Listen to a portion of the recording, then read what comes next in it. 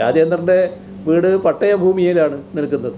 അത് നേരത്തെ വ്യക്തമാക്കപ്പെട്ട കാര്യം, ഒരുപാട് സമയം വ്യക്തമാക്കിയതാണ്. അദ്ദേഹം അവകാശപ്പെടുന്നതല്ല, അദ്ദേഹത്തിന് പണ്ട് മുതലേ പട്ടയമുള്ളതാണ്. അതിപ്പം നിങ്ങളെപ്പോലുള്ള ആളുകളിൽ ഇതെല്ലാം ഉണ്ടാക്കിക്കൊണ്ടിരിക്കും. നിങ്ങൾ എന്തോ മനസ്സിലാക്കിക്കൊണ്ടാണ്. അയാൾ അവിടെ ജനിച്ച ആളാണ്.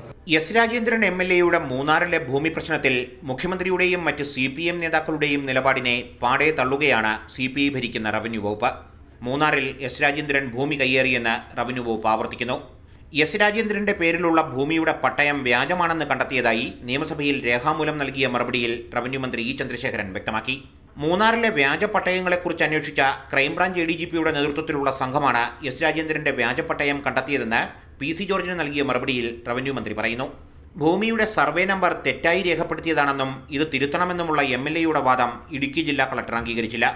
ലാൻഡ് റവന്യൂ കമ്മീഷണറും എസ് രാജേന്ദ്രന്റെ അപേക്ഷ തള്ളിയതായി റവന്യൂ മന്ത്രി വിശദീകരിക്കുന്നു.